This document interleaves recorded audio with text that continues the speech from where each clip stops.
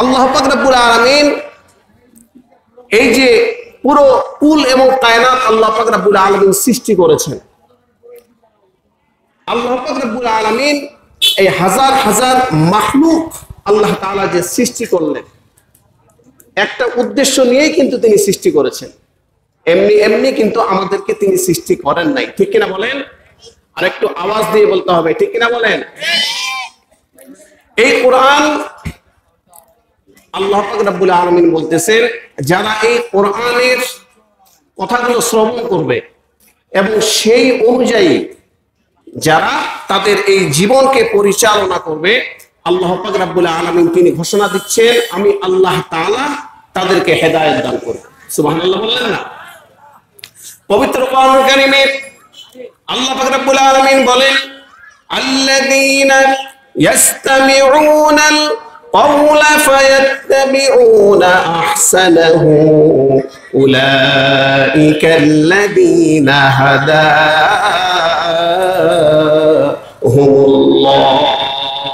আল্লাহু আকবার। রব্বুল আলামিন বললেন, আল্লাযীনা ইয়াসতামিউনাল ক্বাওল, যারা আমার এই কোরআনের কথাগুলো শ্রবণ করবে, ফায়াত্তাবিউনা আহসানাহু, আর যারা এই কোরআন অনুযায়ী তাদের এই জীবনকে পরিচালনা করার চেষ্টা করবে, ইত্তেবা করবে, অনুসরণ করার চেষ্টা করবে, আল্লাহ পাক রব্বুল আলামিন বলেন, উলাইকাল্লাযীনা হাদাহুমুল্লাহ, আমি আল্লাহ পাক রব্বুল আলামিন তাদেরকে হেদায়েত দান করব। সুবহানাল্লাহ। আমরা প্রতিনিয়ত আমরা যখন নামাজে দাঁড়াই তখন কিন্তু আমরা আল্লাহ তাআলার কাছে সাহায্য চাই, ঠিক কিনা বলেন? আল্লাহর কাছে আমরা কি চাই? সাহায্য চাই। আমরা যখন নামাজে দাঁড়াই আমরা কার কাছে সাহায্য চাই? একটু আওয়াজ দিয়ে বলতে হবে, কার কাছে? ইহদিনাস সিরাতাল মুস্তাকিম সিরাতাল্লাযীনা আন'আমতা আলাইহিম গায়রিল মাগদুবি আলাইহিম ওয়ালাদ-দাল্লিন। বান্দারা প্রতিনিয়ত যখন নামাজে দাঁড়ায় তারা আল্লাহ পাক রব্বুল আলামিনের নিকটে সর্বদাই আল্লাহর কাছে বান্দারা কিন্তু সাহায্য চায়। এই কারণে আল্লাহ পাক রব্বুল আলামিন বলেন, যারা এই কোরআনকে অনুসরণ করবে আর এই কোরআন অনুযায়ী যারা তাদের এই জীবনগুলোকে পরিচালনা করবে, আমি আল্লাহ তাআলা ঘোষণা দিলাম, আমি আল্লাহ তাআলা তাদেরকে নিয়ামতের দৌলত দান করে দিব। সুবহানাল্লাহ। এই কারণে রব্বুল আলামিন বলেন, ওয়ানাজ্জালনা আলাইকাল কিতাবা তিবয়ানাল লিকুল্লি শাইইন ওয়া হুদান ওয়া রাহমাতান ওয়া বুশরা লিল মুসলিমিন।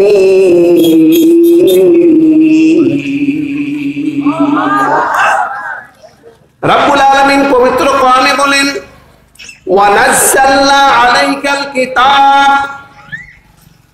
আল্লাহ পাক রব্বুল আলামিন রাসূলুল্লাহ সাল্লাল্লাহু আলাইহি ওয়াসাল্লামকে উদ্দেশ্য করে বলেন, হে হাবিব, ওয়ানাজ্জালনা আলাইকাল কিতাব, আমি আপনার উপরে এই কিতাবকে আমি নাযিল করেছি, তিবয়ানান লিকুল্লি শাই, যেটা সকল বিষয়ের সুস্পষ্ট বর্ণনাকারী।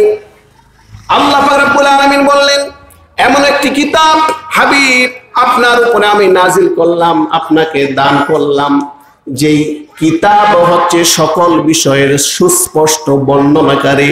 তার মানে আল্লাহ তাআলা বলতেছেন যে এই কোরআনুল কারীমে আমি আল্লাহ তাআলা সব কিছুর বর্ণনা দিয়েছি স্পষ্টভাবে। সুবহানাল্লাহ বলেন। মা ফাররাতনা ফিল কিতাবি মিন শাই, আল্লাহ বলেন আমি কোরআনে কোনো কিছু উল্লেখ করতে বাকি রাখি নাই। সুবহানাল্লাহ বলেন। সব কিছুর বর্ণনা আছে কোরআনে। কার কথা? আরেকটু জোরে বলেন। সব কিছুর বর্ণনা আল্লাহ পাক রব্বুল আলামিন এই কোরআনুল কারীমে দিয়েছেন। যেরকম এই পবিত্র কোরআনুল কারীমে নামাজের কথা আছে না নাই? আরেকটু জোরে বলেন, আছে না নাই? রোজার কথা, হজ্জের কথা, যাকাতের কথা, সেরকম সুদের কথাও এই কোরআনে আছে না নাই? কথা বলেন। ঘুষের কথা এই কোরআনুল কারিমে আছে না নাই? সব কিছুর বর্ণনা আল্লাহ পাক রব্বুল আলামিন এই কোরআনে দিয়েছে, ঠিক কি না? সব কিছুর বর্ণনা আল্লাহ তাআলা এই কোরআনুল কারিমে দিয়েছে। কোনো কিছু আল্লাহ তাআলা উল্লেখ করতে কি রাখেন নাই, বাকি রাখেন নাই। সব কিছুর বর্ণনা এই কোরআনে আছে। যেরকম নামাজের কথা আছে, রোজার কথা আছে, হজ্জের কথা আছে, যাকাতের কথা আছে, ঠিক সেইভাবে সুদের কথাও কোরআনে আছে, ঠিক কিনা বলেন? ঘুষের কথাও কোথায় আছে? কোরআনে আছে। এরকম জিনার কথা কোরআনে আছে, ব্যভিচারের কথা কোরআনে আছে। কেউ যদি শিরক করে, এই শিরকের গুনাহ কতটা ভয়াবহ তার বর্ণনাও কোরআনুল কারিমে আল্লাহ তাআলা দিয়েছেন, ঠিক কিনা বলেন? যারা মুনাফিক, যারা কি মুনাফিক, যাদের এই অন্তরের মধ্যে, যাদের এই দিলের মধ্যে নেফাক আছে, যারা এই পবিত্র কোরআনুল কারীম নাযিল করেছি এবং আমি আল্লাহ নিজেই এই কোরআনের হেফাজতের দায়িত্ব নিয়েছি। সুবহানাল্লাহ বলেন। এই কারণে রব্বুল আলামিন বলেন, ইন্না নাহনু নাযালনা যিকরা ওয়া ইন্না লাহু লাহাফিযুন। আল্লাহু আকবার।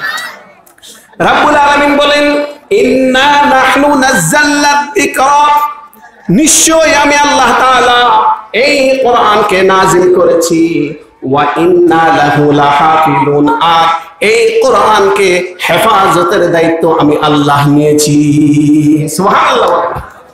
এই কারণে কিয়ামত পর্যন্ত যারাই এই কোরআন অনুযায়ী তাদের জীবনকে পরিচালনা করার চেষ্টা করবে, কোরআন অনুযায়ী নিজের জীবন যাপন করবে, যারা কোরআন অনুযায়ী রাষ্ট্র পরিচালনা করতে চাইবে, তাদের ব্যক্তিগত জীবন, তাদের রাষ্ট্রীয় জীবন, তাদের সামাজিক জীবন যারা কোরআন অনুযায়ী চালাতে চাইবে, কিয়ামত পর্যন্ত যত মানুষ এরকম ঈমানদার হয়ে আসবে, প্রত্যেকের উপরে এরকম সর্বদাই ঝড় এবং ঝাপটা নেমে আসবে, ঠিক কিনা বলে? যারা কোরআন অনুযায়ী তাদের এই জীবনকে পরিচালনা করতে চাইবে, বৃষ্টির মতো এদের উপরে মুসিবত আসতে থাকবে। এটা ইসলামের ওই শুরুর লগ্ন থেকেই কিন্তু চলে আসতেছে। যারা এই কোরআনকে আঁকড়ে ধরতে চাইবে মজবুত করে, কোরআন অনুযায়ী তাদের জীবনকে পরিচালনা করার চেষ্টা করবে, তাদের উপরে এরকম চরম নির্যাতন আসবে। এদের উপরে প্রতিনিয়ত এরকম কি আসবে? তারা জুলুমের শিকার হবে, তারা লাঞ্ছিত হবে, তারা অপমান হবে, তারা অপদস্থ হবে, ঠিক কিনা বলেন? কিন্তু জগৎ কিন্তু একটা না, জগৎ কিন্তু দুইটা, ঠিক না? এই দুনিয়ার যেরকম একটা জগৎ, এরকম আরেকটা জগৎ কিন্তু আছে, এখনো পড়ে আছে। সকলকেই আমাদের সেখানে কিন্তু উপস্থিত হতে হবে, ঠিক কিনা বলেন? এই কারণে কোরআন অনুযায়ী নিজেদের প্রত্যেককেই এই কোরআন অনুযায়ী তাদের জীবনকে পরিচালনা করার চেষ্টা করতে হবে। আল্লাহ পাক রব্বুল আলামিন বলেন, কিয়ামতের দিন দল হবে দুইটা। কয়টা? আল্লাহ বলেন যে কিয়ামতের দিন দল হবে দুইটা। এক হচ্ছে ফারিকুন ফিল জান্নাতি ওয়া ফারিকুন ফিস সাঈর। দল হবে দুইটা, একটা হচ্ছে ডানপন্থী দল, দল হবে দুইটা। ফারিকুন ফিল জান্নাত, এক দল যাবে জান্নাতে, আরেক দল যারা যাবে জাহান্নামে। এক দল থাকবে যারা ডানপন্থী, আরেক দল থাকবে যারা হচ্ছে বামপন্থী, ঠিক কিনা বলেন? আল্লাহ পাক রব্বুল আলামিন বলেন, ইন্নাল আবরারা লাফি নাঈমিন ওয়া ইন্নাল ফুজ্জারা লাফি জাহিম। আল্লাহু আকবার। রব্বুল আলামিন বলেন, যারা নেককার এরা যাবে জান্নাতে, ওয়া ইন্নাল ফুজ্জারা লাফি জাহিম, আর যারা ফুজ্জার, আর যারা গুনাহগার এরা কিন্তু যাবে জাহান্নামে। এখন যদি আপনারা আলোচনা বুঝে থাকেন তাহলে বলেন তো, আপনারা সকলে জান্নাতে যেতে চান নাকি জাহান্নামে? আরেকটু জোরে বলেন, জান্নাতে নাকি জাহান্নামে?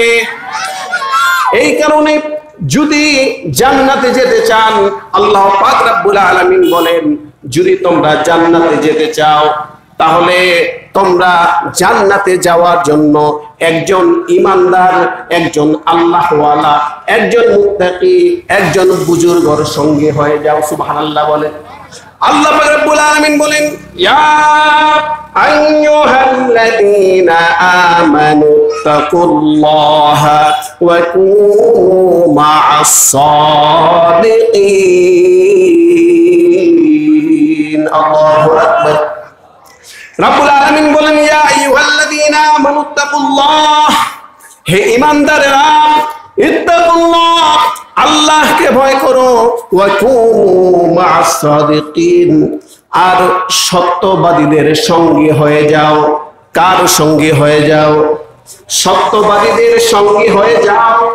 একজন নেককার, একজন বুজুর্গ আল্লাহওয়ালার তুমি সঙ্গী হয়ে যাও।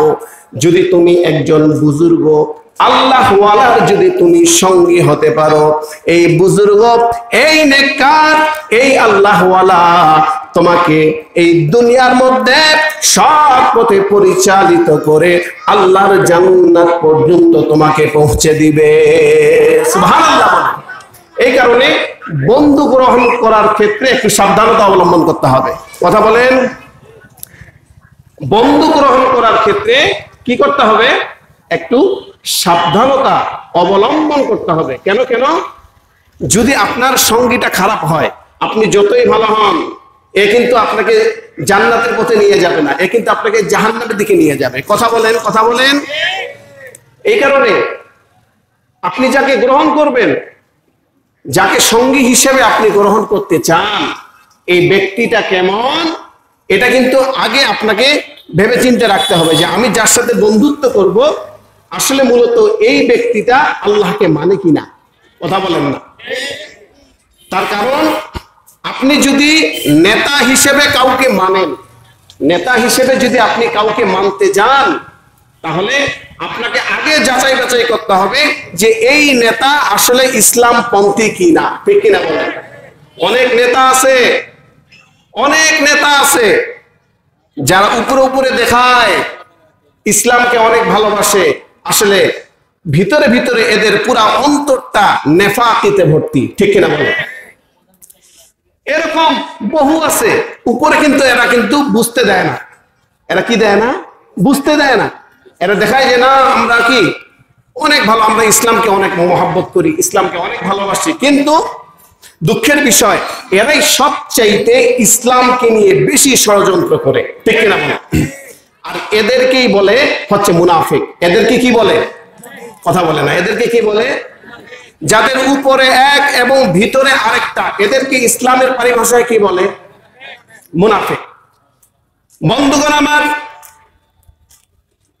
রাসূলুল্লাহ সাল্লাল্লাহু আলাইহি ওয়াসাল্লাম মসজিদে নববীর মধ্যে বসা ছিলেন। আল্লাহর রাসূলের সঙ্গে আরো 22 জন সাহাবী, তিনারাও রাসূলুল্লাহ সাল্লাল্লাহু আলাইহি ওয়াসাল্লামের নিকটে বসা। একটা যুবক এসে হাজির মসজিদে নববীতে, এসে বললেন, ইয়া রাসূলুল্লাহ, ইয়া হাবিবাল্লাহ, আমার পিতা আব্দুল্লাহ ইবনে উবাই সে ইন্তেকাল করেছে, সে মৃত্যুবরণ করেছে। ইয়া রাসূলুল্লাহ, ইয়া হাবিবাল্লাহ, কিন্তু আমার পিতা মৃত্যুবরণ করার আগে 2টা ওসিয়ত করে গেছে। কয়টা? একটু জোরে বলেন তো, কয়টা? আমার পিতা মৃত্যুর সময় 2টা ওসিয়ত করে গেছিল। সেই 2টা ওসিয়ত হচ্ছে এই যে আপনার যে পরনের জামা আছে, এই পরনের জামা দিয়ে তার যেন দাফন করা হয়, আর আমার পিতার জানাজার নামাজটা যেন আপনি পড়িয়ে দেন। আল্লাহ রাসূল জনাবে মুহাম্মদুর রাসূলুল্লাহ সাল্লাল্লাহু আলাইহি ওয়াসাল্লাম তিনি দাঁড়াবেন। ঠিক সেই মুহূর্তে হযরতে ওমর ফারুক রাদিয়াল্লাহু তাআলা আনহু তিনি রাসূলুল্লাহ সাল্লাল্লাহু আলাইহি ওয়াসাল্লামের জামা মোবারক ধরে টান দিলেন। হযরতে ওমর বললেন, ইয়া রাসূলুল্লাহ, ইয়া হাবিবাল্লাহ, না না, কখনো না। আপনি আব্দুল্লাহ ইবনে উবাই, এ হচ্ছে সবথেকে বড় মুনাফিক। খবরদার এর জানাজা আপনি পড়াবেন না, আপনার এই জামা মোবারক আপনি তাকে দিবেন না। হযরতে ওমর ফারুক রাদিয়াল্লাহু তাআলা আনহু রাসূলুল্লাহ সাল্লাল্লাহু আলাইহি সাল্লামের জামা মোবারক এইভাবে টেনে ধরলেন। আল্লাহর হাবিব তিনার পুরা অন্তরটা দয়া দিয়ে ভরা, তিনি তো হলেন রাহমাতুল লিল আলামিন। আল্লাহর হাবিব তখন হযরতে ওমরকে ডাক দিয়ে বললেন, ওমর রে, আমার আল্লাহর পক্ষ থেকে এখনো তো আমাকে নিষেধ করা হয় নাই।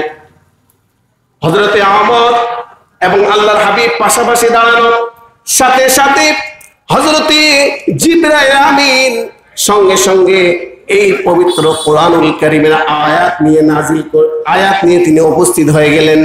আল্লাহর পক্ষ থেকে আয়াত নাযিল হয়ে গেল। রাব্বুল আলামিন বলেন, ওয়ালা তুসাল্লি আলা আহাদিন মিনহুম মাতা আবাদাও ওয়ালা তাকুম আলা কবরি।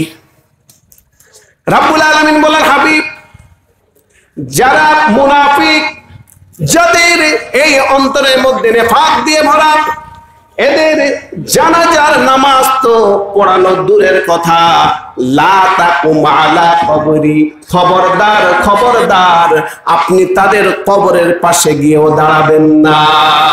আল্লাহু আকবার। এরপরে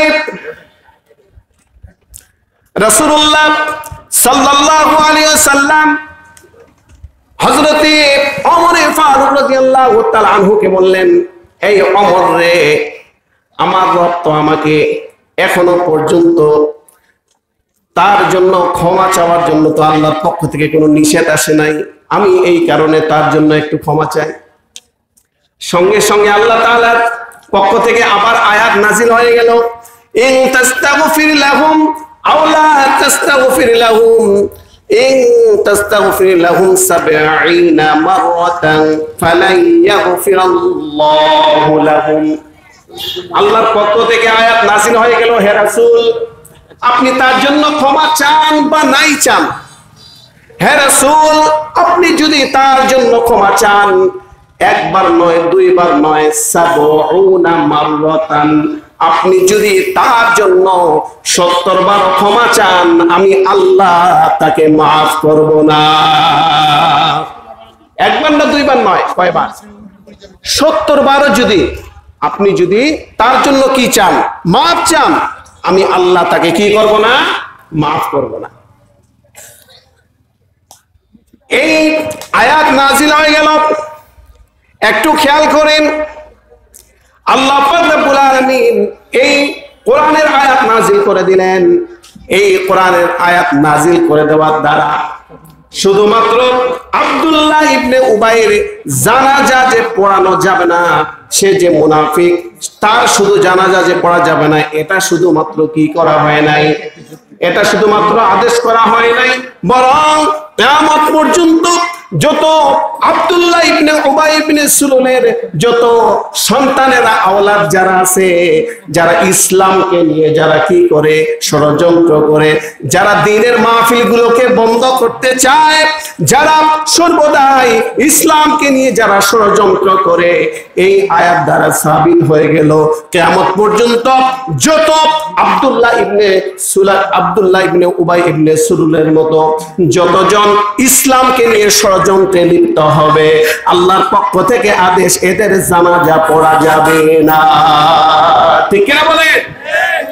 যারা ইসলামকে নিয়ে যারা কি করে, যারা ষড়যন্ত্র করে, যারা ইসলামকে নিয়ে যারা সর্বদাই ষড়যন্ত্রে লিপ্ত হয়, যারা এই কোরআনের বাণীগুলো, যারা এই দ্বীনের বাণীগুলো যারা মানুষের কাছে পৌঁছে দিতে দেওয়ার জন্য যারা সর্বদাই বাধা দেয়, এরা হচ্ছে আব্দুল্লাহ ইবনে উবাই ইবনে সুলুলের বংশধর। ঠিক কিনা বলেন? এই যারা মুনাফিক, এই মুনাফিকদের জানাজাও কিন্তু পড়া কি নিষেধ। শুধুমাত্র ওই মুনাফিকের লিডার আব্দুল্লাহর শুধু জানাজা পড়া হবে না তা না, বরং কিয়ামত পর্যন্ত তার যত দোসর আসবে, যারা কোরআনকে নিয়ে ষড়যন্ত্র করবে, যারা কোরআনকে নিয়ে ষড়যন্ত্রে লিপ্ত হবে, এই আব্দুল্লাহ ইবনে উবাই ইবনে সুলুলের যত বংশধর আসবে এর সব কয়টার জানাজা পড়া কি নিষেধ।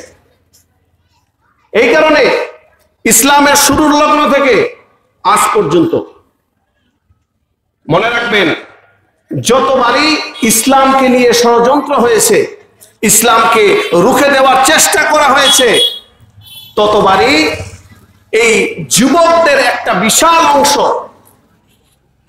এই যুব সমাজের মধ্যে বিশাল একটা অংশ, এরাই কিন্তু সর্বদাই সর্বহালতে এই প্রতিবাদের অংশ নিয়েছে। ঠিক কিনা বলেন?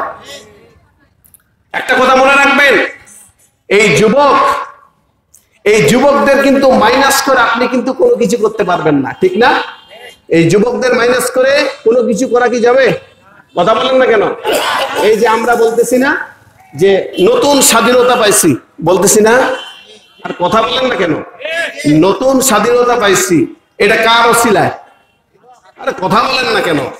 কাদের ওসিলায়? যুবকদের ওসিলায়।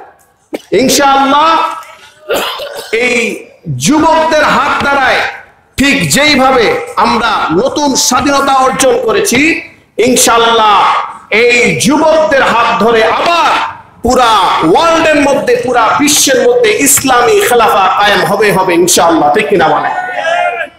আমরা হচ্ছি কোরআনের সৈনিক। আমরা কিসের সৈনিক? কথা বলতে হবে ভাই, কিসের সৈনিক? যারা কোরআনের সৈনিক এরা শুধুমাত্র ভয় পায় কাকে? আরো জোরে বলতে হবে, কাকে?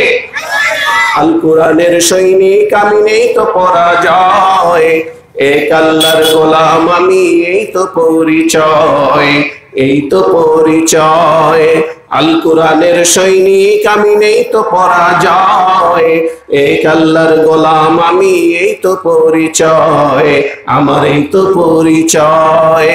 এই পৃথিবী সবই নকল, এই পৃথিবী সবই নকল, আসল কিছু নয়, এক আল্লাহর গোলাম আমি, এই তো পরিচয়, আমার এই তো পরিচয়। ঠিক কিনা বলেন? কোরআন হাদিস শাসনতন্ত্র রাসূল আমার নেতা, অসমর চির অমরা ইতিহাস বীরতা। কোরআন হাদিস শাসনতন্ত্র রাসূল আমার নেতা, অসমর চির অমরা ইতিহাস বীরতা। এক আল্লাহ ছাড়া আমার দিলে, এক আল্লাহ ছাড়া আমার দিলে নেই তো কোনো ভয়, এক আল্লাহর গোলাম আমি, এই তো পরিচয়, আমার এই তো পরিচয়। ঠিক না বলেন? যারা প্রকৃতভাবে যারা কোরআনের যারা সৈনিক হবে, যারা কোরআনের মুজাহিদ হবে, এরা কিন্তু কোনোদিন কোনো বাতিলের সামনে মাথা নত করতে পারে না। ঠিক কিনা বলে? এরা নিজেদের জীবন দিয়ে দিতে পারে, এরা নিজেদের জীবন দিয়ে দিতে পারে, এই নিজের জীবনকে তারা আল্লাহর জন্য উৎসর্গ করে দিতে পারে, কিন্তু কোনোদিন কোন প্রকৃত মুমিন, কোন প্রকৃত মুত্তাকি, কোন প্রকৃত পরহেজগার, কোন ইমানদার কোন বাতিলের সামনে মাথা নত করতে পারে না। ঠিক কিনা বলে? সম্মানিত হাজিরিন, আমরা এখানে আমরা যারা আজকে এই মাহফিলের মধ্যে যারা উপস্থিত হয়েছি, এই মাহফিলের মধ্যে আপনারা যদি দেখেন অধিকাংশই কিন্তু যুবক। অধিকাংশই কারা? এই কথা বলেন না কেন? অধিকাংশ কারা? যুবকেরা। এই যুবকেরা তোমরা আমার কলিজার টুকরা, তোমাদেরকে এই কলিজা দিয়ে ভালোবাসি।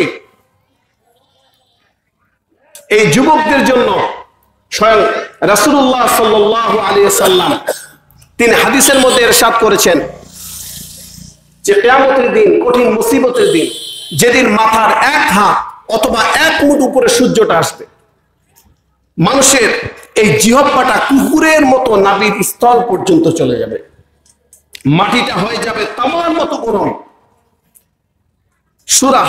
পুরা হাসর শুধু আওয়াজ হবে পানি পানি বলে, সকলে পানি পানি বলে চিৎকার মারবে। সেই কিয়ামতের দিন, কঠিন মুসিবতের দিনে আল্লাহ রাব্বুল আলামিন 7 শ্রেণীর ব্যক্তিকে আল্লাহ তাআলা আরশের নিচে ছায়া দান করবেন।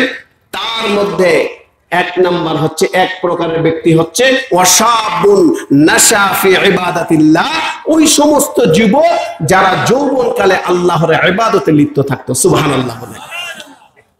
এই কারণে যুবকেরা যুবকদের প্রতি আমার একটা উদারত আহ্বান, সেটা কি, এই যুবকরা কিন্তু এরা যদি চায়, এরা কিন্তু সৃষ্টিশীল, আবার এরাই কিন্তু ধ্বংসশীল। কথা বলেন না কেন? এই যুবকরা যদি চায়, পুরো একটা জাতি, পুরো একটা সভ্য সমাজ এরা কিন্তু কি করতে পারে, উপহার দিতে পারে। পুরো একটা সভ্য সমাজ কিন্তু এই যুবকরা কিন্তু কি দিতে পারে, উপহার দিতে পারে, এরা যদি চেষ্টা করে। আবার এরা যদি চেষ্টা করে, পুরো একটা জাতিকে এরা ধ্বংস করে দিতে পারে। ঠিক কিনা বলেন? ইসলামের শুরুর লগ্ন থেকে ইসলামের যত বিজয় অর্জন হয়েছে, সমস্ত বিজয়ের মধ্যে কিন্তু এই যুবকদের একটা বড় ভূমিকা ছিল। সুবহানাল্লাহ বলেন। যেমন আপনার উহুদের বলেন, বদর বলেন, এই সমস্ত যুদ্ধের মধ্যে ইসলাম যে বিজয় লাভ করেছিল, এই ইসলাম বিজয় লাভ করার আপনার মূল কারণই ছিল এই যুবকরা। এই যুবকদের একটা কি ছিল, বিশাল বড় যুবকদের একটা অংশ এই জিহাদের মধ্যে শরীক হয়েছিল, ময়দানের প্রথম কাতারে ছিল তারা। ঠিক সেরকম রাসূলুল্লাহ সাল্লাল্লাহু আলাইহি ওয়াসাল্লামের একজন সাহাবী, এর নাম ছিল আব্দুল্লাহ ইবনে হুযায়ফা রাদিয়াল্লাহু তাআলা আনহু। এই আব্দুল্লাহ ইবনে হুযায়ফা রাদিয়াল্লাহু তাআলা আনহু হযরতে ওমর ফারুক রাদিয়াল্লাহু তাআলা আনহুর জামানার মধ্যে আব্দুল্লাহ ইবনে হুযায়ফাকে গভর্নর করে কয়েকজন সাহাবীর একটা দলকে হযরতে ওমর ফারুক রাদিয়াল্লাহু তাআলা আনহু রোম সাম্রাজ্যের মধ্যে প্রেরণ করলেন ইসলামের দাওয়াত দেওয়ার জন্য। কিসের দাওয়াত দেওয়ার জন্য বলেন? ইসলামের দাওয়াত দেওয়ার জন্য। সেই সময় বর্তমানে আমেরিকা যেরকম সুপার পাওয়ার, ইন্ডিয়া বলেন, রাশিয়া বলেন, এরা যতই বলুক যে আমরা শক্তিশালী, আমেরিকার কাছে কিন্তু কারো খাওয়া নাই। ঠিক কিনা বলেন? সেই সময় রোম ছিল সুপার পাওয়ার, পুরা ওয়ার্ল্ড তারা শাসন করেছে। এই রোম সাম্রাজ্যের মধ্যে হযরতে সাহাবায়ে কেরামের রাদিয়াল্লাহু তাআলা আনহুম আজমাইনদের একটা জামাত রোম সাম্রাজ্যের বর্ডার ক্রস করে যখন ভিতরে প্রবেশ করলো, ঠিক সেই সময় রোম সম্রাট ছিল হিরাক্লিয়াস। এই হিরাক্লিয়াসের সৈন্যরা আল্লাহ রাসূলের এই সাহাবীদেরকে বন্দী করে নিল।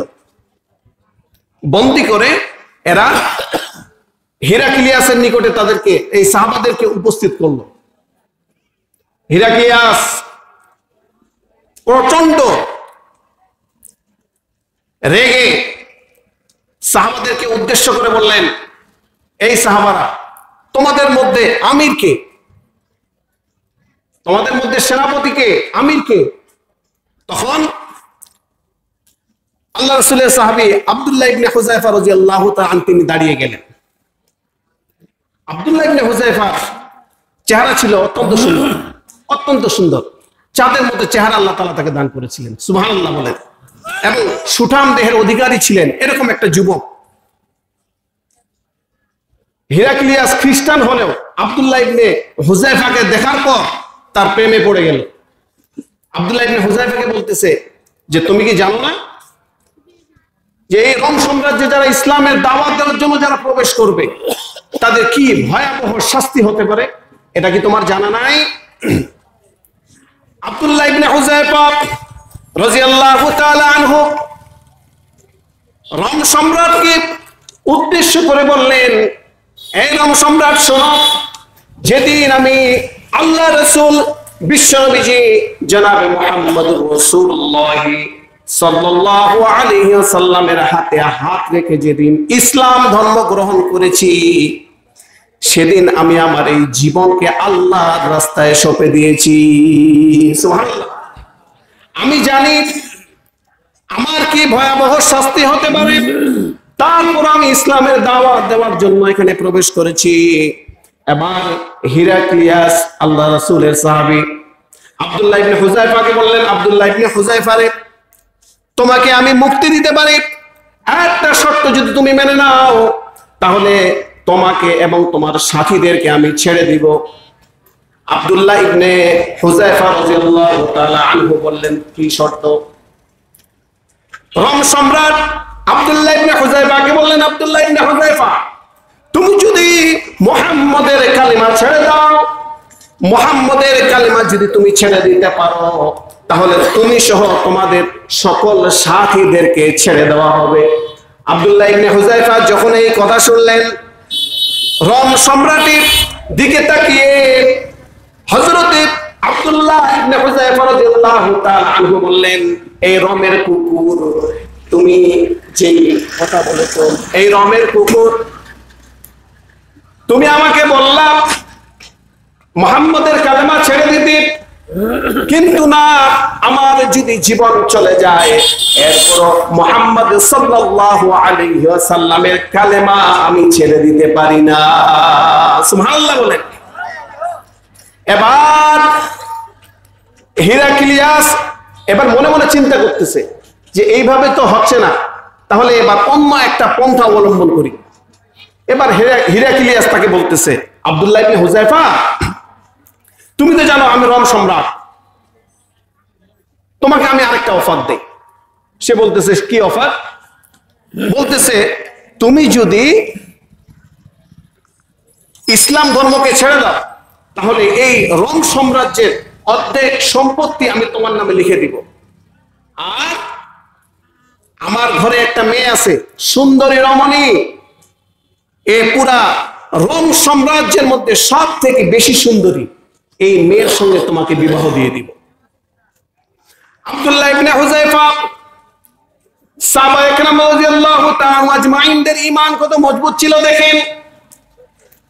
আব্দুল্লাহ ইবনে হুযায়ফা রাদিয়াল্লাহু তাআলা আনহু রোম সম্রাটকে ডাক দিয়ে বললেন, এ হিরাক্লিয়াস, তুমি শুধু এই রোম সাম্রাজ্যের অর্ধেক সম্পত্তি না, তুমি যদি আমাকে পুরা পৃথিবীর মালিক বানিয়ে দাও, এরপরেও বিশ্বনবীজি মুহাম্মদুর রাসূলুল্লাহ সাল্লাল্লাহু আলাইহি ওয়াসাল্লামের কালেমা আমরা ছেড়ে দিব না। সুবহানাল্লাহ বলেন। কি ঈমান ছিল! সাহাবাদের ঈমান আর আমাদের ঈমান কি এক? কথা বলে না, আসমান এবং জমিন ফারাক। এবার হিরাক্লিয়াস সে চিন্তা করতেছে, এইভাবে তাকে কোনোভাবে তাকে বসে আনা যাচ্ছে না। এবার হিরাক্লিয়াস এবার সৈন্যদেরকে আদেশ করলো, একে ফাঁসির কাস্টে ঝুলানো হোক। এবার আব্দুল্লাহ ইবনে হুযায়ফাকে নিয়ে যাওয়া হলো ফাঁসির কাস্টে। দাঁড়িয়ে আব্দুল্লাহ ইবনে হুযায়ফা হঠাৎ করে দাঁড়িয়ে আছেন, দাঁড়িয়ে থাকতে থাকতে হঠাৎ করে হেসে দিলেন। এই হেসে দেওয়ার পর হিরাক্লিয়াস হঠাৎ করে রাগান্বিত হয়ে বললেন, ফাঁসির মঞ্চে যদি কেউ উঠে, ফাঁসির কাস্টে যদি কেউ উঠে, তাহলে কেউ কি হাসে নাকি? তুমি হাসো কেন? কারণটা কি? আব্দুল্লাহ ইবনে হুযায়ফা বললেন, আমি হাসি এই কারণে, কেননা আমার পবিত্র কোরআনুল কারীমের একটি আয়াত আমার মনে পড়ে গেল। আল্লাহ পাক রব্বুল আলামিন বলেছেন, ইন্নাল্লাহ হাশতারা মিনাল মুমিনিনা আনফুসাহুম ওয়া আমওয়ালাহুম বিআন্না লাহুমুল জান্নাহ। সুবহানাল্লাহ বলেন। আব্দুল্লাহ ইবনে হুযায়ফা বলেন, আল্লাহ তাআলা বলেছেন, ইন্নাল্লাহ হাশতারা মিনাল মুমিনিনা আনফুসাহুম ওয়া আমওয়ালাহুম, নিশ্চয় আমি মুমিনদের জান এবং মালকে আমি আল্লাহ তাআলা ক্রয় করে নিয়েছি, বিনিময়ে তাদেরকে জান্নাত দিয়েছি। সুবহানাল্লাহ বলেন না? ঈমানদারদের জান এবং মাল আল্লাহ তাআলা ক্রয় করে নিয়েছেন, বিনিময়ে ঈমানদারকে আল্লাহ জান্নাত দান করেছেন। সুবহানাল্লাহ বলেন। আব্দুল্লাহ ইবনে হুযায়ফা বললেন, এই আয়াতটা আমার স্মরণ আসার সাথে সাথে আমি হেসে দিলাম। এবার রোম সম্রাট চিন্তা করে, যাই হোক, এইভাবেও হয়তো তাকে বেঁকে বসে আনা যাচ্ছে না, এবার ভিন্ন আরেকটা পন্থা অবলম্বন করতে হবে। সেটা কি? আব্দুল্লাহ ইবনে হুযায়ফা সমস্ত সাথীদেরকে আব্দুল্লাহ ইবনে হুযায়ফার নিকটে আনা হলো। আর বিশাল বড় একটা ডেক, দেখছিলেন তো, বিশাল বড় একটা ডেক, ওই ডেকের মধ্যে তেল দেওয়া হলো, ফুটন্ত তেল। আব্দুল্লাহ ইবনে হুযায়ফাকে লক্ষ্য করে রোম সম্রাট হিরাক্লিয়াস আব্দুল্লাহ ইবনে হুযায়ফাকে বললেন, আব্দুল্লাহ ইবনে হুযায়ফা, যদি তুমি ইসলাম ধর্ম থেকে ফিরে না আসো, যদি তুমি খ্রিস্ট ধর্ম যদি তুমি গ্রহণ না করো, তাহলে যে তোমার সাথীরা আছে এই তোমার সাথীদেরকে এই তেলের মধ্যে ভেজে ফেলা হবে। এই কথা বলার পরে আব্দুল্লাহ ইবনে হুযায়ফা কোনো কথা বলেন নাই। আব্দুল্লাহ ইবনে হুযায়ফার সামনে দুইজন সাহাবীকে নিয়ে গরম তেলের মধ্যে ফেলে দেওয়া হলো। ওই তেলের মধ্যে যখন ফেলা হলো, মুসলমানরা একটু খেয়াল করেন তাদের ঈমান কত ছিল। যখনই ওই গরম তেলের মধ্যে যখন ফেলা হলো, তখন ওই সাহাবীদের শরীর থেকে গোশতগুলা আলাদা হয়ে তাদের হাড়গুলো খড়কুটার মতো ভাসতে শুরু করে দিল। আল্লাহু আকবার বললেন না? কি কুরবানি তারা করেছেন। আব্দুল্লাহ ইবনে হুযায়ফা রাদিয়াল্লাহু তাআলা আনহু এবার তিনাকে বললেন, এ আব্দুল্লাহ ইবনে হুযায়ফা, যদি ইসলাম ধর্ম থেকে ফিরে না আসো, তাহলে তোমাকেও এই তেলের মধ্যে তোমাকেও কি করা হবে? এই তেলের মধ্যে তোমাকেও নিক্ষেপ করা হবে। মুসলমান ভাইরা আমার একটু খেয়াল করেন, আব্দুল্লাহ ইবনে হুযায়ফা দাঁড়িয়ে দেখতেছে তার সাথীদেরকে তেলে ভাজা হচ্ছে। ঠিক সেই সময় আবার তিনি হেসে উঠলেন।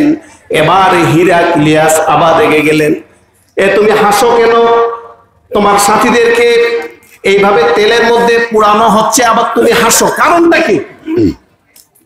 আব্দুল্লাহ ইবনে হুযায়ফা রাদিয়াল্লাহু তাআলা আনহু তিনি যখন হাসতেছেন, হাসতে হাসতে হঠাৎ করে আবার দেখতেছেন, হঠাৎ আব্দুল্লাহ ইবনে হুযায়ফা আবার কেঁদে দিলেন। প্রথমে হাসলেন, এর কিছুক্ষণ পরে আবার কেঁদে দিলেন। এবার হিরাক্লিয়াস মনে মনে চিন্তা করতেছে, হয়তো আব্দুল্লাহ ইবনে হুযায়ফা এবার হয়তো ভয় পেয়েছে। বুঝতে পারেন নাই? হিরাক্লিয়াস বলতেছে, আব্দুল্লাহ, বুঝে ফেলেছি, হয়তো মৃত্যুর ভয় তুমি কাঁদো। আব্দুল্লাহ ইবনে হুযায়ফা রোম সম্রাট হিরাক্লিয়াস তাকে ডাক দিয়ে বললেন, হিরাক্লিয়াস, শোন শোন শোন, আমি মৃত্যুর ভয়ে কাঁদি না। ওয়াল্লাহি মা বাকাইতু খাওফান, ওই আল্লাহর শপথ করে বলি আমি মৃত্যুর ভয়ে কাঁদি না, কিন্তু কাঁদি এই কারণে লিআন্নি নাফসান ওয়াহিদা, যে আল্লাহ পাক রব্বুল আলামিন কেন আমাকে একটা মাত্র জীবন দান করলো। সুবহানাল্লাহ বললেন। আমি কাঁদতেছি লিআন্নি নাফসান ওয়াহিদা, কেন আমার রব আমাকে মাত্র একটি মাত্র জীবন দান করলো। আমাকে যদি আমার রব 100 যদি জীবন দান করত, তাহলে আজকে আমি এই তেলের মধ্যে আল্লাহর তাওহীদের জন্য আমার 100 জীবনকে আল্লাহর জন্য আমি বিলিয়ে দিতাম। আল্লাহু আকবার! কি ঈমান ছিল তাদের দেখেন। আমার যদি আল্লাহ একটা জীবন না 100 যদি জীবন দিত, এই 100 জীবন দিলে আমি আব্দুল্লাহ ইবনে হুযায়ফা আমার 100 জীবন আমি এই কড়াইয়ের গরম তেলের মধ্যে আমার 100 জীবনকে আমি আল্লাহর জন্য আমি উৎসর্গ করে দিতাম। আল্লাহু আকবার! এবার বলেন তো, তাদের ঈমান আর আমাদের ঈমান কি এক? একটু আওয়াজ দিয়ে বলেন। তাদের ঈমান এবং আমাদের ঈমান কিন্তু এক না, আসমান এবং জমিন ফারাক।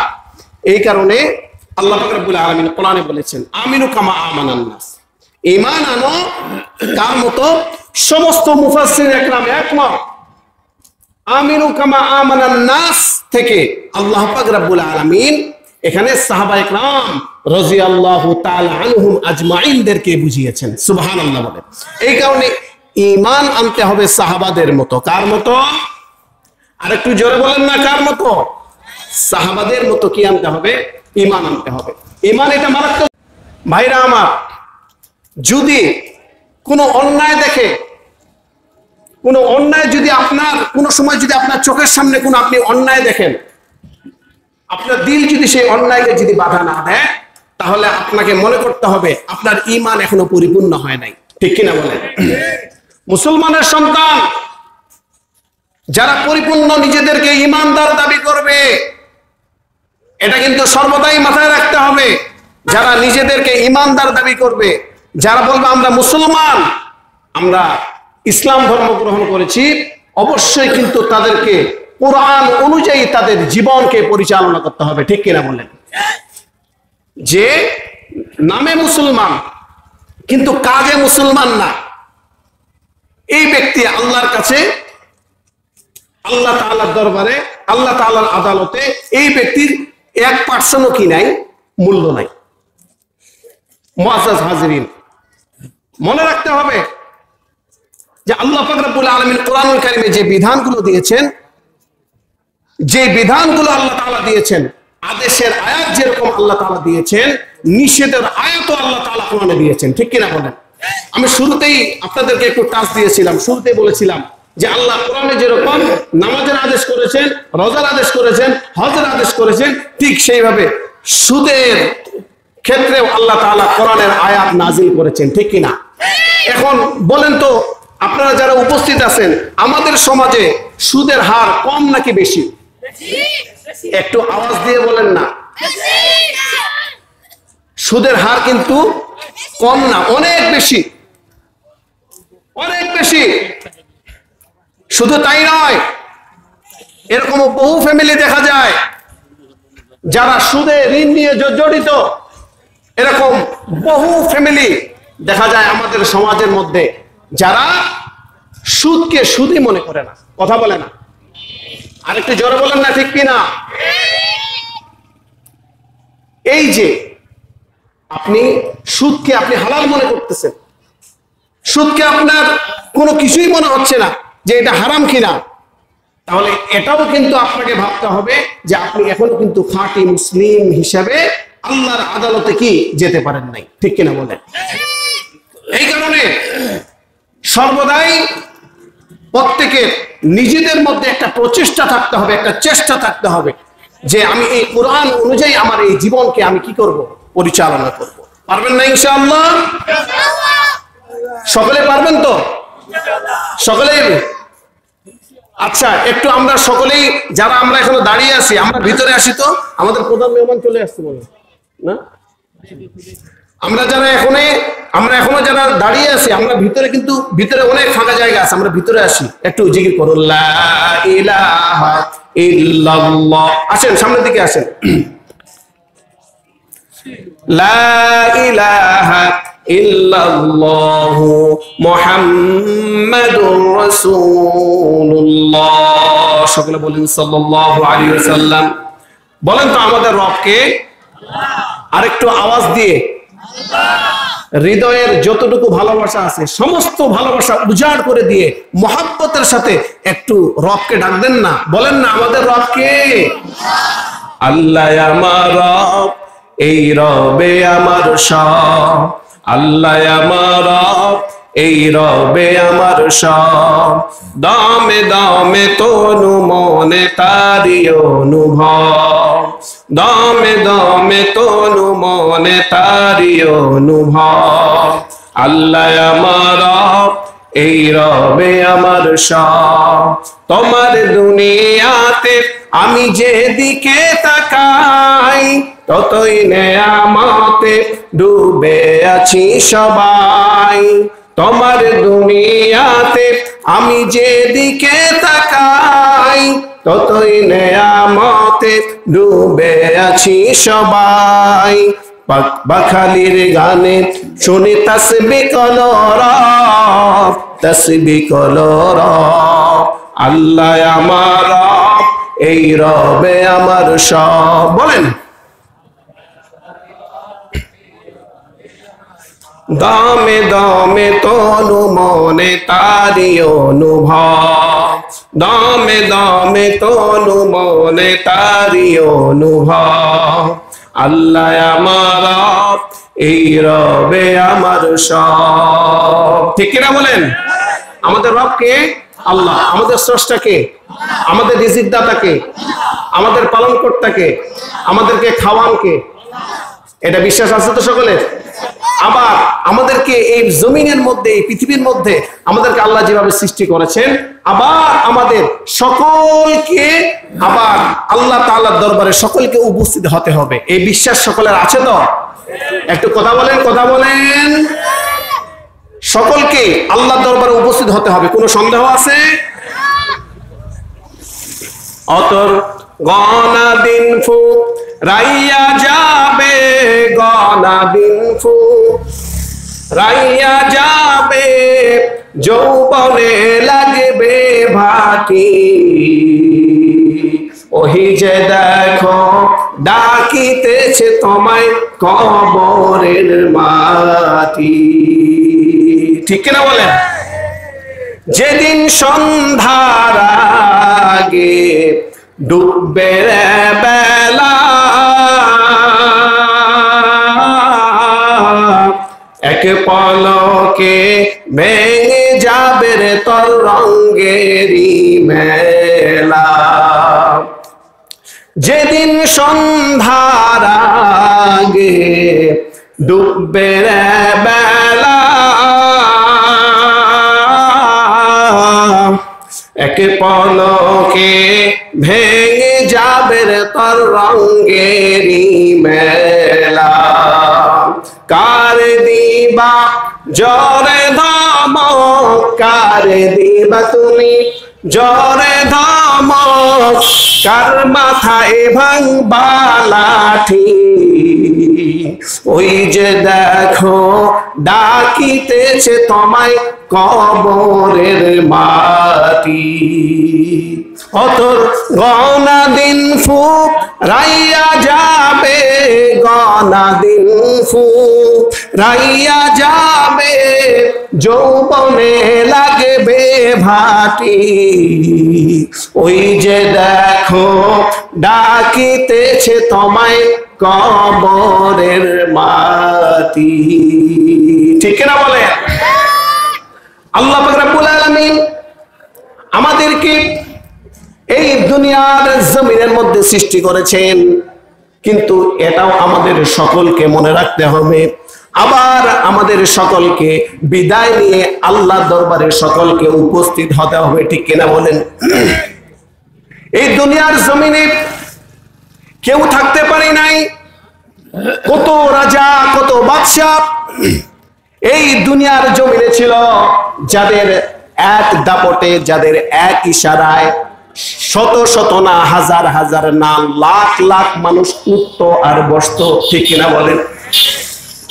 कैसे कैसे ताजदार, कैसे कैसे ताजदार, बादशाह चल बसीर,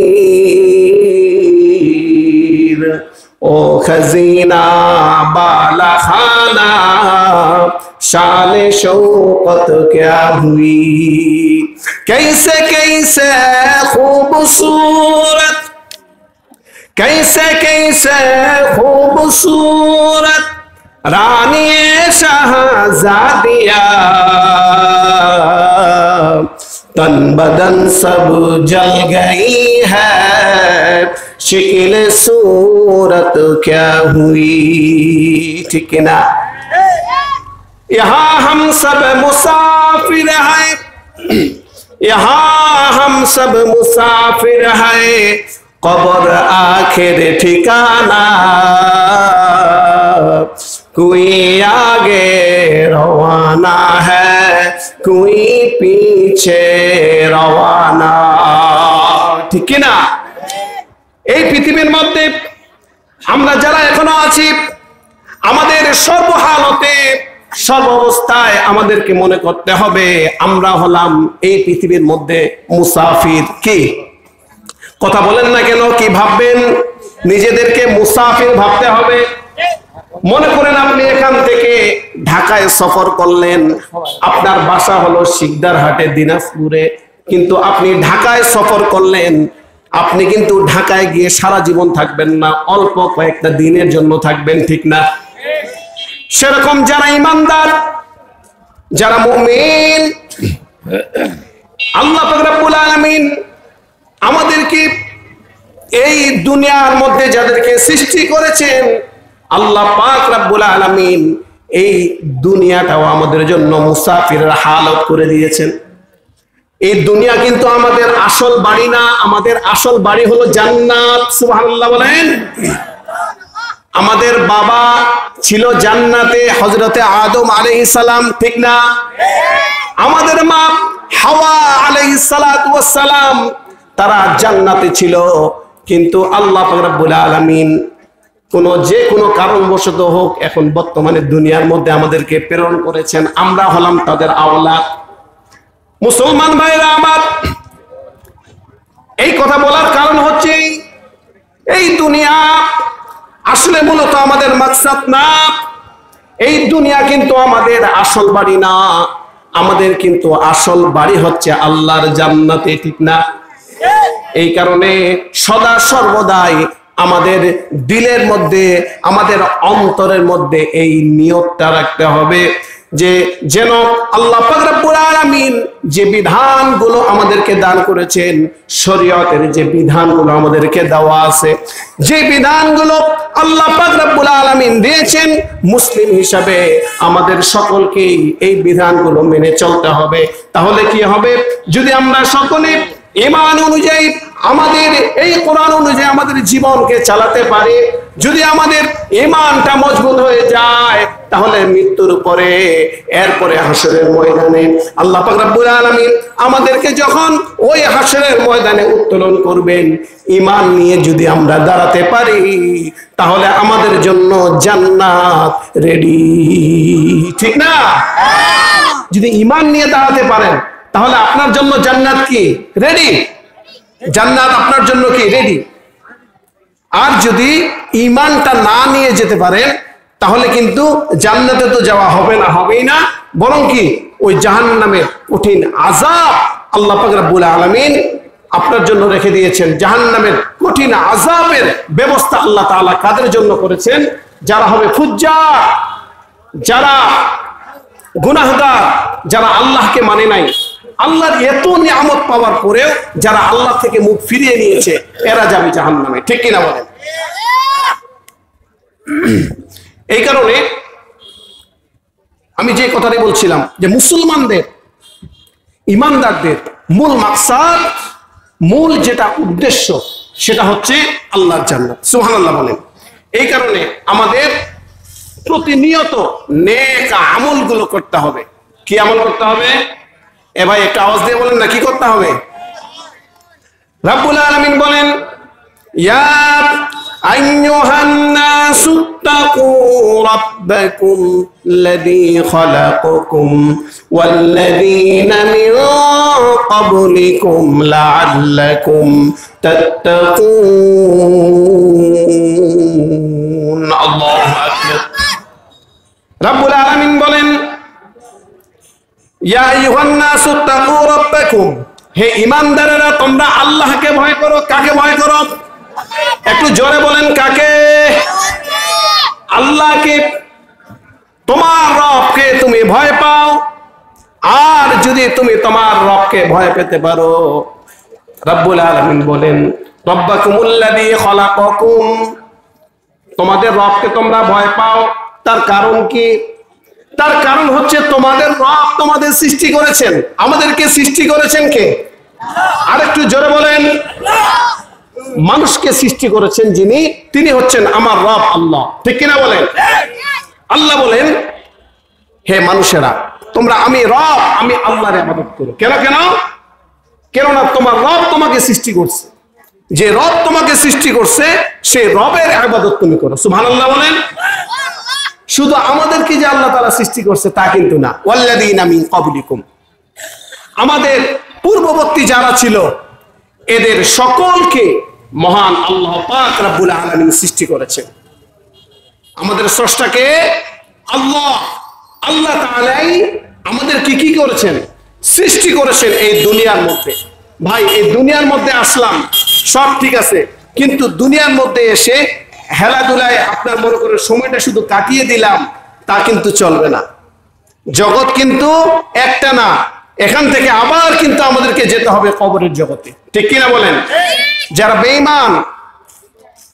বেঈমান যাদের ঈমান নাই, এদেরকে যখন কবরের মধ্যে রাখা হবে, কবরের মধ্যে প্রশ্ন হবে তিনটা।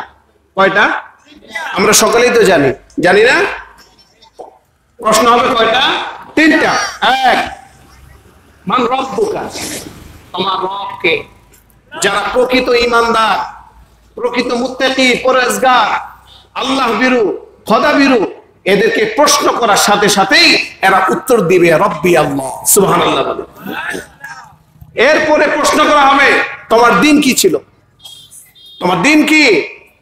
যারা প্রকৃত মুসলিম এরা উত্তর দিবে দীনুনা ইসলাম, সুবহানাল্লাহ। এরপর হাদিসের মধ্যে এসেছে রাসূলুল্লাহ সাল্লাল্লাহু আলাইহি ওয়াসাল্লামের একটা পিকচার এইভাবে তাদের সামনে ধরা হবে, আর বলা হবে ওমান হাযা রাজুল আল্লাযী বুইসা ফীকুম। এই ব্যক্তিকে, এই ব্যক্তিকে, এই ব্যক্তিকে চিনো? আল্লাযী বুইসা ফীকুম, যাকে তোমাদের মাঝে প্রেরণ করা হয়েছিল। যারা ঈমানদার এরা দেখার সাথে সাথেই চিনে ফেলবে, সুবহানাল্লাহ বলেন। ঈমানদাররা দেখার সাথেই চিনে ফেলবে, সাথে সাথে বলবে হুয়া মুহাম্মাদুর রাসূলুল্লাহ, সুবহানাল্লাহ বলেন। দেখার সাথে সাথে বলবে হ্যাঁ, ইনি হলেন আমাদের আখেরি নবী, আমাদের বিশ্ব নবী জনাবে মুহাম্মাদুর রাসূলুল্লাহ। এই কথা বলার সাথে সাথে যখন এই তিনটা প্রশ্নের উত্তর দেওয়া শেষ, রাসূলুল্লাহ সাল্লাল্লাহু আলাইহি সাল্লাম এই হাদিসের মধ্যে ইরশাদ করতেছেন ফাফরিশুহু ফিরাশাল জান্নাহ, ওই কবরের মধ্যে তাদের জান্নাতের বিছানা বিছিয়ে দেওয়া হয়। ওয়ালবিসুহু লিবাসাল জান্নাহ, ওই কবরের মধ্যেই এদেরকে জান্নাতের পোশাক পরিধান করে দেওয়া হয়। শুধু তাই না, ঈমানদারদের চোখের দৃষ্টি যতদূর যাবে এতদূর পর্যন্ত আল্লাহ তাআলা তাদের এই কবরটাকে প্রশস্ত করে দিবে, সুবহানাল্লাহি বিহামদি। আর যারা বেঈমান,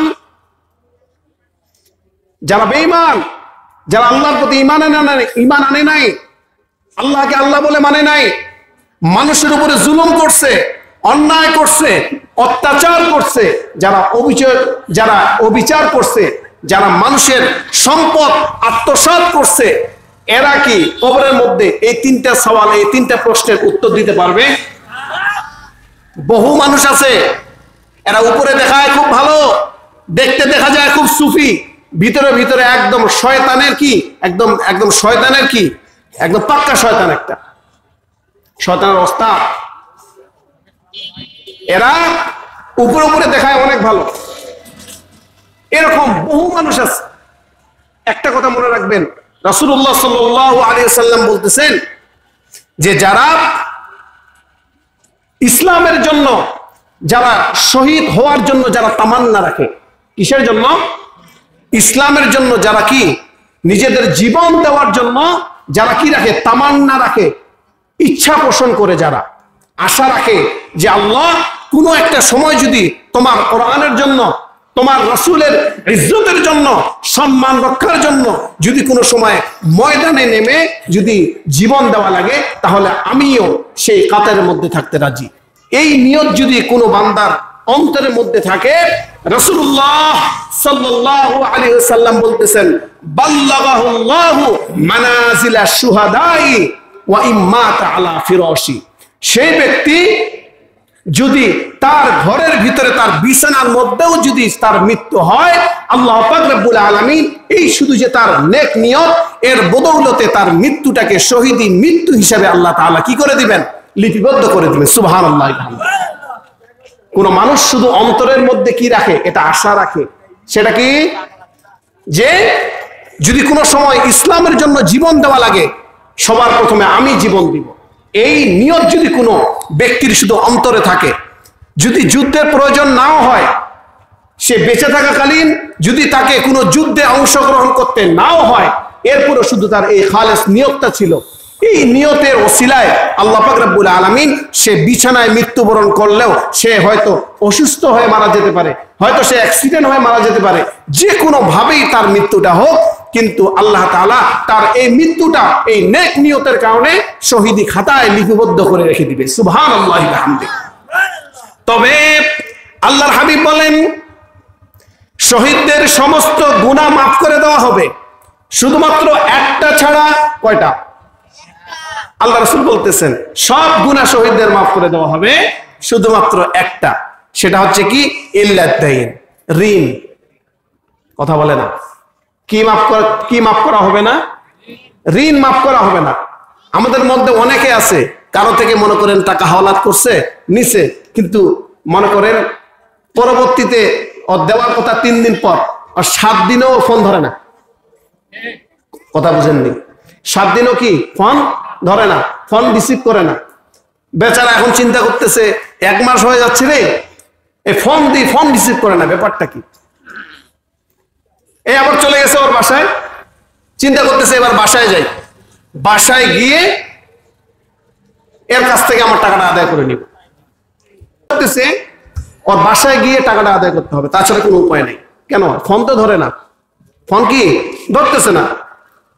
এখন বাসায় চলে গেছে, যার কাছ থেকে টাকা পায় সে আবার দেখতেছে হায় হায় ওই ও তো আসতেছে টাকা নেওয়ার জন্য। ও তখন করছে কি, তার যে ছোট সন্তান আছে, ছোট সন্তানকে বলতেছে বাবারে ওই যে তোর অমুক আঙ্কেল আসতেছে, এই টাকা নেওয়ার জন্য আসতেছে, যদি আসে বলবি আব্বা বাসায় নাই। কি যদি আসে বলবি কি আব্বা বাসায় নেই। বাস, ঘরের ভিতরে ঢুকে গেছে। ছোট বাচ্চা, মুরব্বী আসে জিজ্ঞেস করতেছে বাবা তোমার বাবা কই? ছোট মানুষ হয়তো বুঝে না, বলতেছে আব্বা বলছে আব্বা বাসায় নাই। কথা বুঝেননি? ও কি বলতেছে? আব্বা বলছে আব্বা কি বাসায় নাই। এরকম আছে না নাই? এরকম বহু চিটার আছে আমাদের সমাজে। এদেরকে টাকা দিবেন ঠিক, কিন্তু সময় মতো এরা টাকা দিবে না, ঠিক না? যাদের এই অভ্যাস আছে এই অভ্যাসগুলো ত্যাগ করেন। সময় মতো, যখন সময় হবে, আপনি কমিটমেন্ট করছেন যে আপনি এই সময় দিবেন, অনেক সময় হয় কি একটু এদিক ওদিক হয়ে যায়, তখন আপনার মনে করেন যার কাছ থেকে টাকা হাওলাত নিয়েছেন তার সাথে সুন্দরভাবে কথাবার্তা বলে আমার আরো 15টা দিন সময় লাগবে, আমার আরো 20টা দিন সময় লাগবে, আরো 1 মাস লাগবে। কেউ যদি এভাবে বলে মানুষ কি সময় দিবে না? আরে কথা বলেন কিনা? কথা বলেন, দিবে। তবে সমস্যা হচ্ছে টাকা নিছে ঠিক, কিন্তু টাকা নিয়ে টাকা তো ফেরত দেয় না। যোগাযোগ করলেও আবার যোগাযোগের মাধ্যমও কি করে দেয়? বন্ধ করে দেয়। আল্লাহ তাআলা এদের থেকে আমাদের সকলকে হেফাজতে রাখুক, আমিন বলেন।